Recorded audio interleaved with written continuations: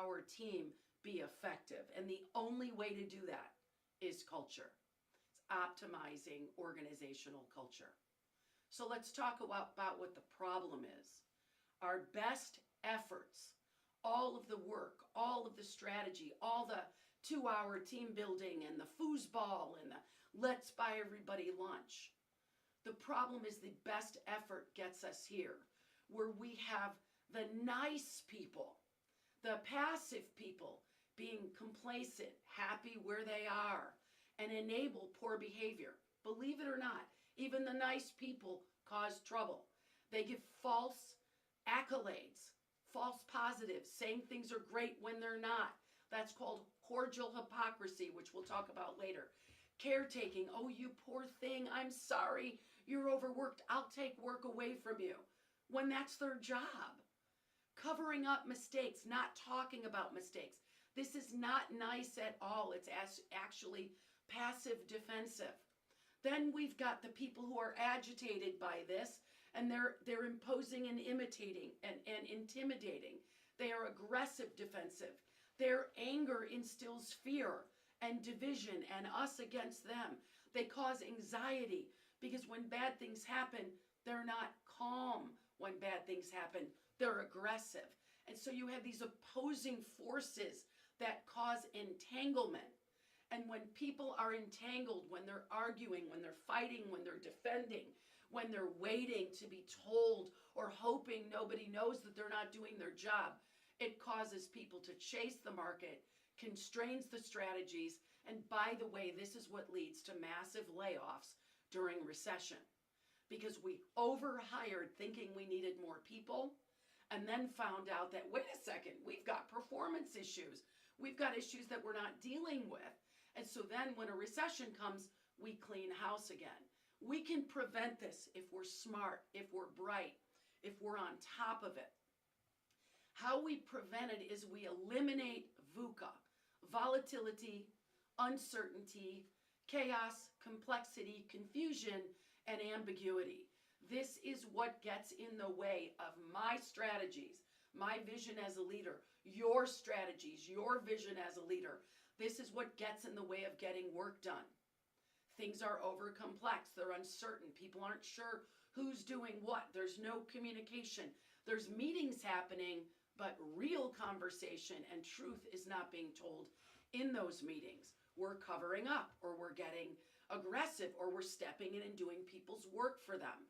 So we have to deal with this word chaos, and we have to say, how do we eliminate volatility, uncertainty, confusion, and ambiguity?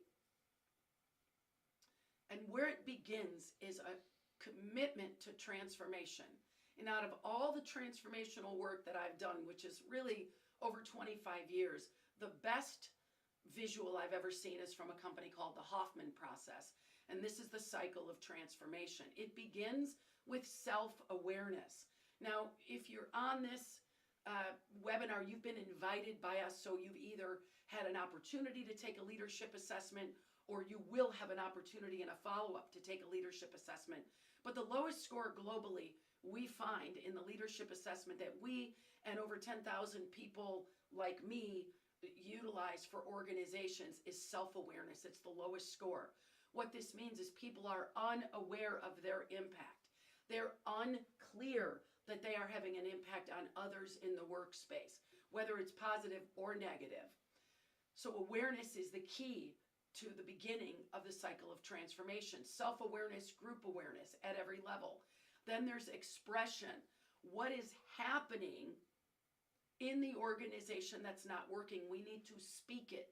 We need to tell the truth about what's not working in performance, what's not working with process, what's not working with people working together and collaborating together.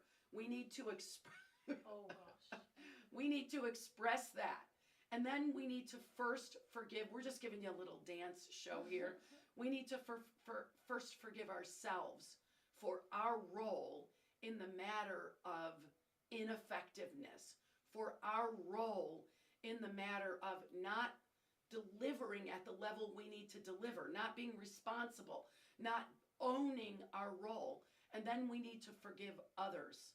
Because if we hold grudges, if we make ourselves wrong, if we're pissed off at people, and if we're blaming or shaming ourselves for others, you'll never have transformation. It takes first self-awareness, then group awareness, then expression to the self, then the group, then compassion and forgiveness for the self and the group, and then choosing a new way of being.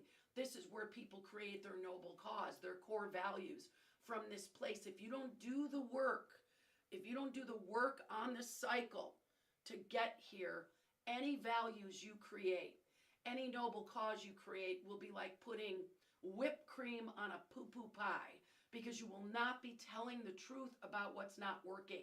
So these new ways of being is the beginning of culture. And there's a cycle to get to the doorway. This is just the doorway. So next, let's talk about what it means to have an emergent culture, what it looks like. Now, emergence is when things happen. The team is leading. The team is solving problem. The team is proactively saying, what's my responsibility in delivering in this noble cause? What's my role? What do I need to be doing? What do I need to be owning to get this accomplished without the boss having to say, you do this, you do this, you do this, you do this, you do this. Because that's not emergence. Emergence is intrinsic. It's when you develop a noble cause where people go from their individual goals and what they need to do and what they're told to do to working from the mission. If I'm solely working from the mission, what do I need to do next? That's people growing in a noble cause. People using their unique talents from just doing tasks to bringing their highest level of intelligence, and not just owning the role, but sharing their knowledge, their philosophy, their beliefs, their action steps with everybody. That's people unleashing their unique talents. And then everybody operating from shared values, working in sync together to get work done, from divergent to congruent. So you need these three pieces: noble cause, unique talents, and shared values. And then this is where the secret sauce is. You get people in the company for the right reasons, and then you find out why they're there. Are they there for more than a paycheck? Hopefully. And then how do you tap into their intrinsic motivation so they show up fully motivated, ready to contribute? And then they take their unique talents using the shared values and create exceptional teamwork for the noble cause. Then you look at the noble cause and the unique talents, and people bring their energy, their ambition, their motivation, their brilliance, their collective intelligence for unrivaled innovation. And that's what creates an emergent culture. Now, let me explain what I mean by emergent. Emergent is a sudden, unexpected breakthrough in results, and it's not directed by the leader. The leader hires the right people, gives them a clear understanding of what needs to get accomplished, and then says, you folks, you go create it. You're independently responsible to create it, and makes it really clear that that's the condition of satisfaction for what we're working on. Now, I'm going to do my best as the leader to create an environment where this fertility can happen, and y'all got to do your best to own your role and your contribution for this noble cause. So I want to introduce you, if you don't know, Satya Nadella. Satya Nadella was a long-term employee at Microsoft. He came in during Microsoft's darkest hour and was promoted, clearly vetted and promoted to be their CEO. He has completely turned around Microsoft, and how he did it was by bringing in Eastern philosophies of how do we work with each other? How do we show and communicate when things are not working without volatility and frustration and anger? Because Microsoft was a war zone before Satya Nadella took over. They were losing market share. His philosophy is only the CEO can set the tone that captures the soul of the collective, and that every organization needs an enduring mission, a noble goal, a noble cause. Here's what happened when Satya Nadella took over Microsoft. They were in the toilet, in the toilet, in the toilet, in the toilet. He took over in 2014. Look at that increase in stock share because he said, in order for us to be the #1 technology provider, we need a noble goal. We need a cause. We need to have people working here that believe in that cause and treat people the right way. Microsoft used to be, if I had an idea and somebody came to me with another idea, I would take their idea, say it was mine, add it to mine, and never give them credit because it was all dog eat dog. People looking out only for themselves. It was ego driven by not just Bill Gates, but by the leader that was after him. And if you read my book, Ignite Culture, that will be coming out in October, we go deep into how this man, Satya Nadella, transformed this organization. So Microsoft's noble cause is to empower every person and every organization on the planet to achieve more. And if you Google Microsoft one day, and on YouTube you'll find their video, their whole onboarding video for employees begins with who the employee is and their intrinsic motivation. No accident. Then it starts with how they start their morning and with their family. It doesn't even look at them at work until 4 minutes into the video. Because Microsoft believes that it's about individual human beings coming together as part of the collective to create this noble cause and to deliver on this noble cause. So if you want to be a market leader, if you want to thrive through this next recession, through whatever pandemics are thrown our way, you have a choice. You can keep things the same, get a little bit better, then slack off again and get a little bit better, and then slack off again and then get a little bit better, and you wind up where you are now. But chances are, with all the competing factors and the market continuing to change, we do nothing, we will not be around. So this is a call for you to optimize culture, to cultivate culture, to bring spirit into your organization so you can go faster with a group of people committed to the same things. Now let's talk about how to do it. Begin by telling the truth about who's on the team. Do you have complacency? Are there people waiting to be told to do their work? Or waiting to be told if you don't do your work, you're not going to have a job? Or are they so happy with the way things were 5 years ago and 8 years ago and 10 years ago that they really don't want to change? Or do you have resistance like, hell no, I'm not changing. I am not moving to make any changes for this organization because I know my way is the right way. This is toxic, and this will continue to be toxic as the world throws us new curveballs. And if there's anything I have learned and my clients have learned over this COVID experience is we have to be ready for anything and everything, and our team has to be agile enough to make it happen. What we want, what we teach, what we provide for our clients through training of their executives and the people in the organization is to create proactive and emergence. Proactive is the first step.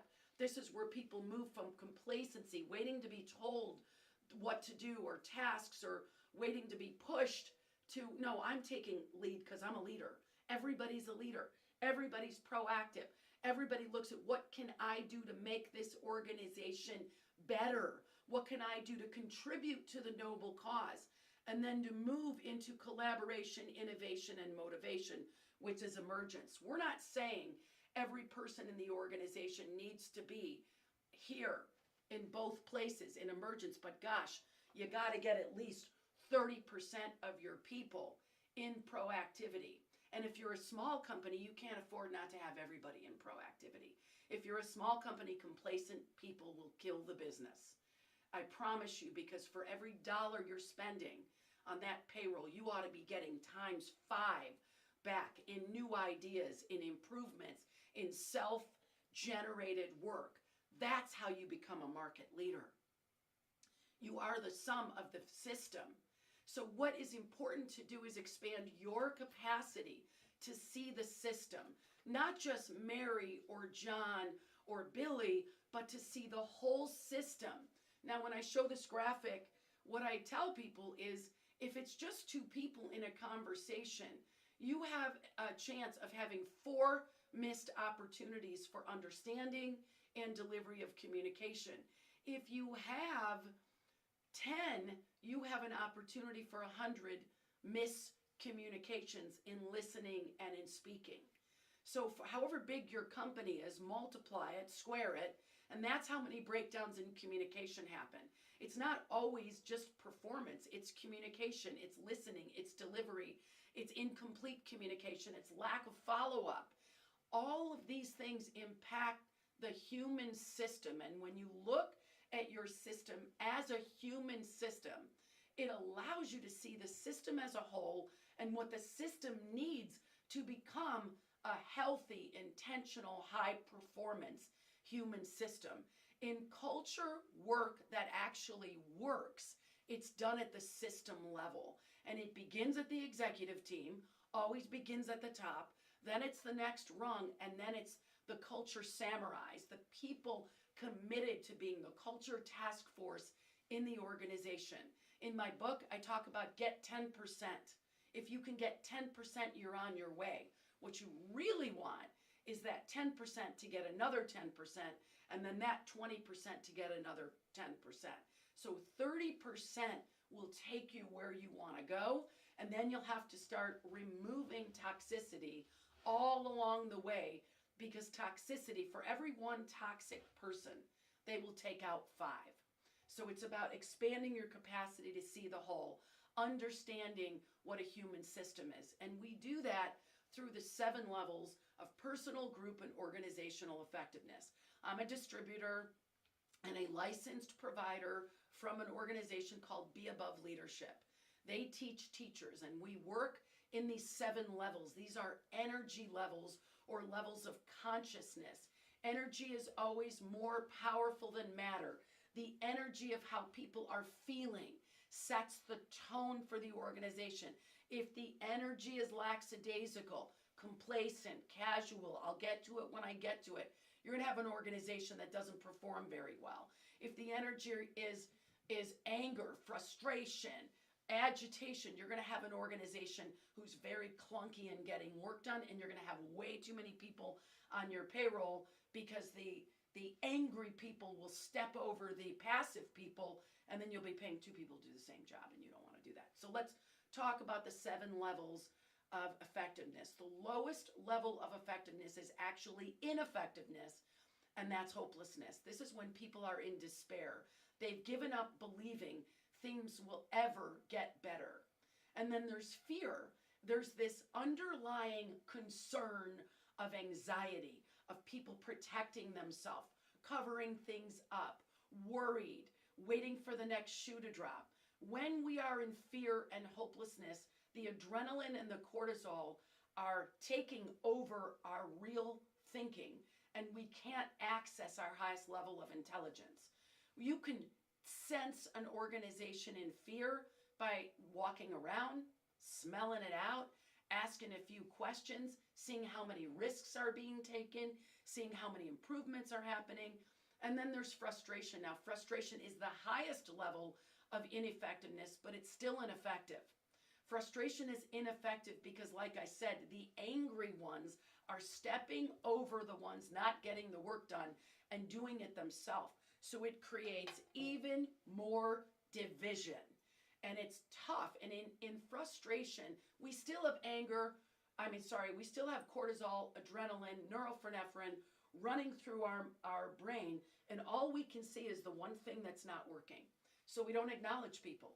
We don't celebrate successes. We're always in fighting against the competition, fighting against each other, fighting against credit, fighting against purchasing, fighting against operation, fighting against sales. With all that fighting, we are wasting time. We are wasting time, and we're leaving money, profit, energy, engagement on the table. The first step to power and freedom, and we're not going to go back in the PowerPoint, but that cycle of transformation is creating a new way of being, creating a noble cause, creating our core values, creating our mission. And this is when we bring the organization into courage.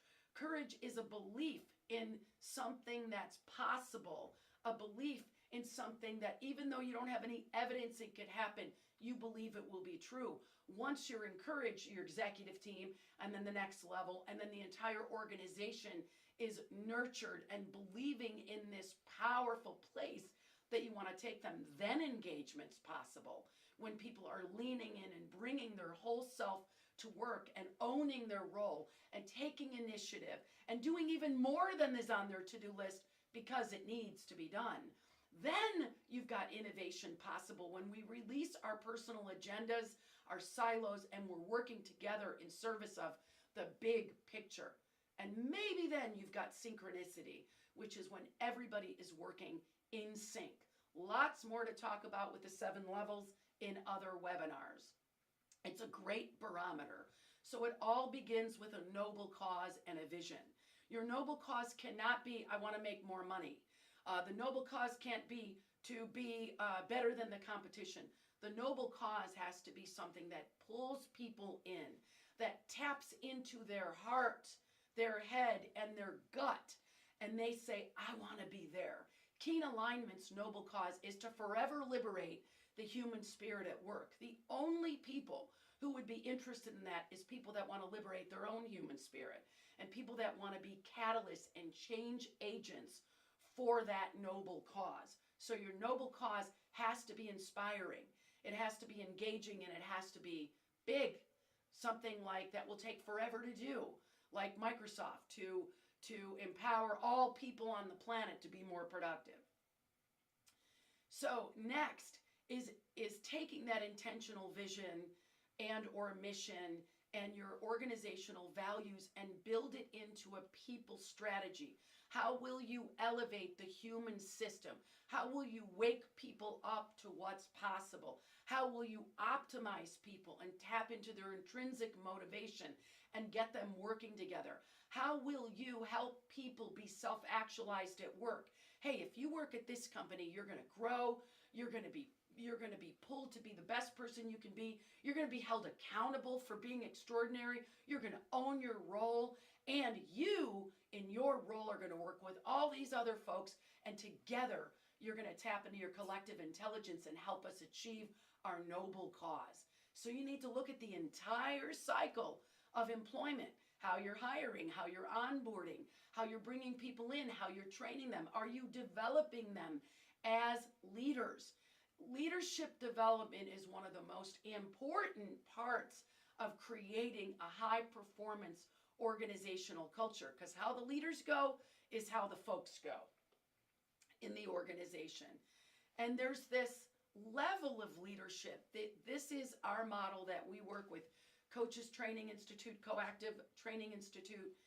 It's from command and control, which is the old way to do it. You do it because I said so. Command and control, by the way, most of your employees have been trained to wait to be told to do their job. They have been raised in environments that they need to be told to do things. We don't want this. This takes time, money, and it's wasteful, and it's not inspiring. We want elevate and engage, or engage and elevate, and it begins with me doing my work on my own leadership. It's me having an individual leadership stake, and then making that leadership stake and that vision for who I am as a leader and who I am in my life, and bringing it to work, and then creating vision and direction for the people that work for me at every level of leadership. Remember, volatility, uncertainty, chaos, and ambiguity don't work, so people need direction. They need to know where they're going, what they're responsible for. And then we need to get out of the way after we've tapped into their hearts and heads and pointed them in the right direction, and we need to partner with them. What do they need from us? What do our other leaders need? How do we work as a cohesive team? And then we need to get out of the way even further and move to the background and encourage them and support them and coach them into taking more responsibility, taking more risks, being the leader that they can be.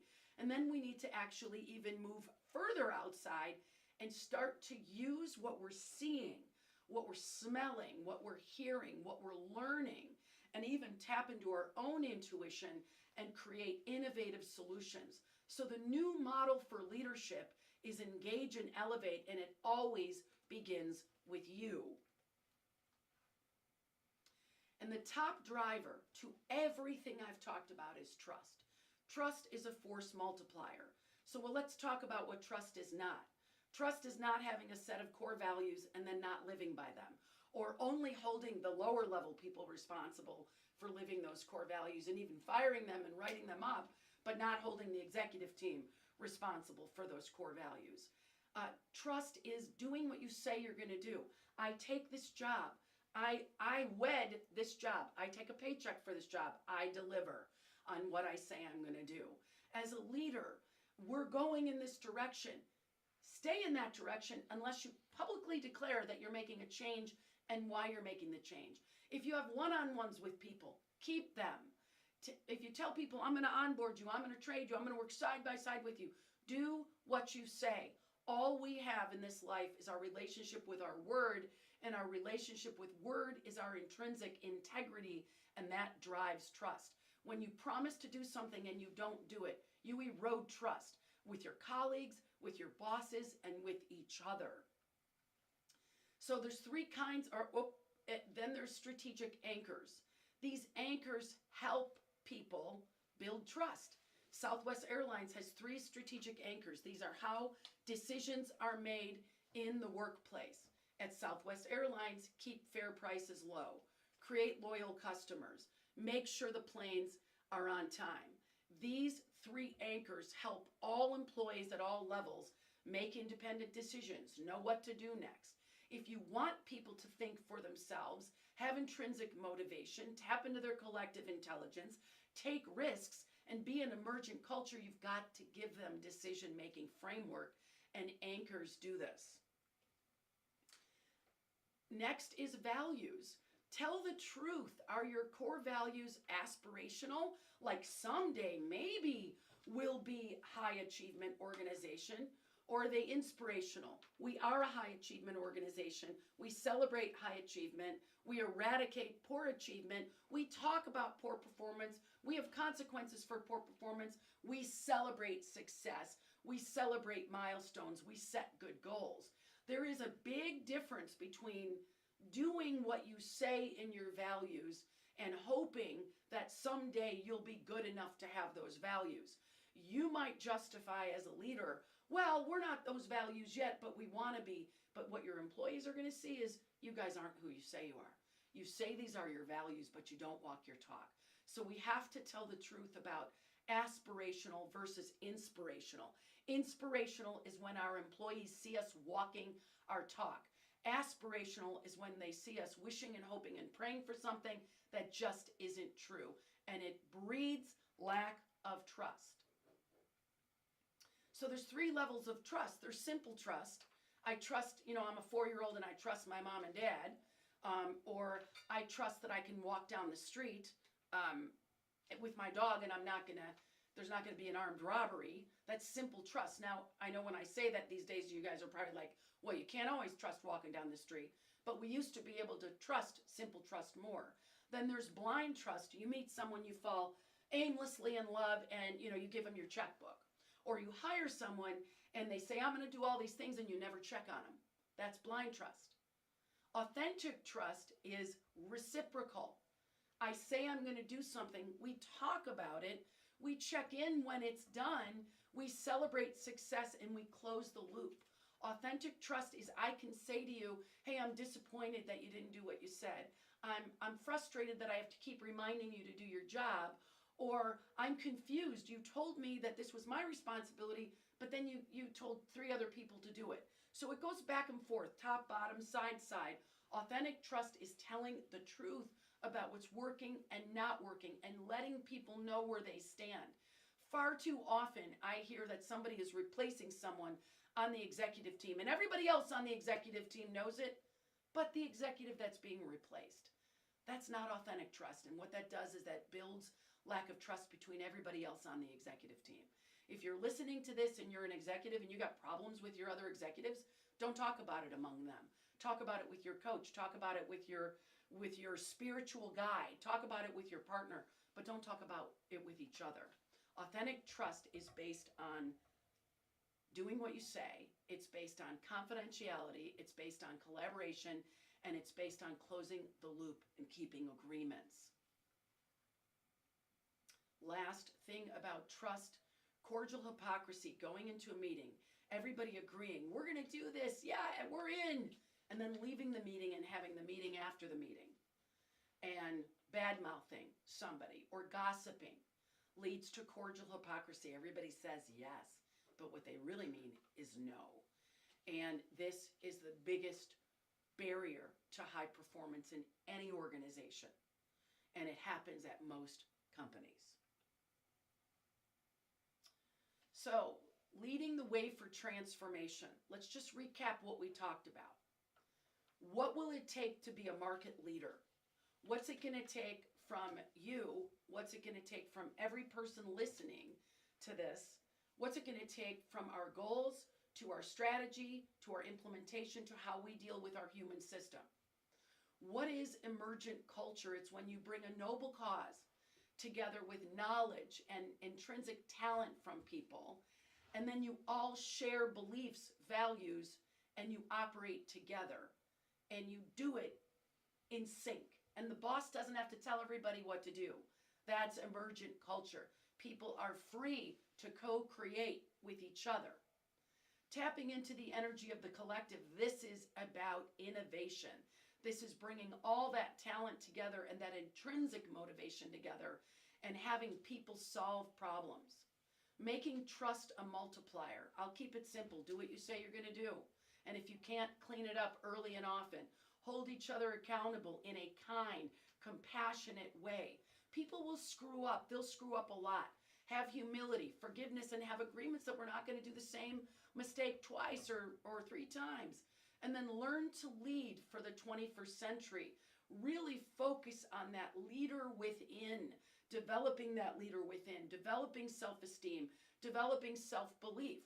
I want to tell you about Andrea McKenzie. I have been working with her for the last decade. Andrea started in her organization. She was replacing a general manager that wasn't doing well. He was struggling in all the areas we've talked about. She came in and she said, my vision for myself as a leader is that I inspire future generations to be stewards of the land.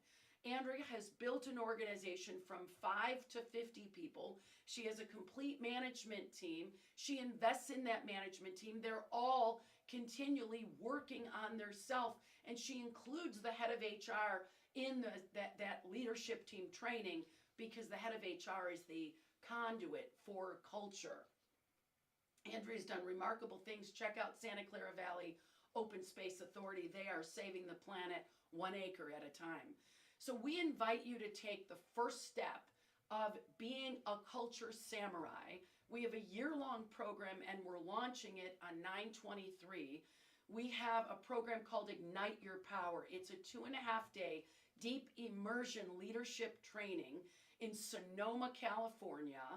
And you can check the event out by going to our website under keenalignment.com and our programs, and you look at Ignite Your Power.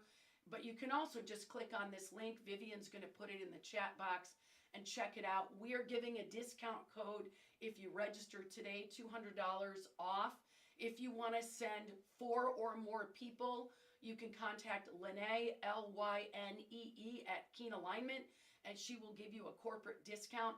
This is the first step in empowering yourself and your team to take organizational culture into your own hands. We are training you, beginning in this first workshop, with working on yourself and getting yourself ready.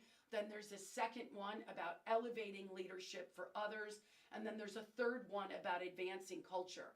But they're standalone programs. You don't have to do all 3. But one of the things Keen Alignment is doing for our noble cause of forever liberating the human spirit is we're democratizing cultural alignment and teaching leaders to own culture from the inside out, beginning with them, their direct team, and then the entire organization. Thank you for joining us today. We appreciate your time and attention. We've got lots of free resources. Check out our website. check out our YouTube, and have a wonderful, productive, high velocity day. Thank you.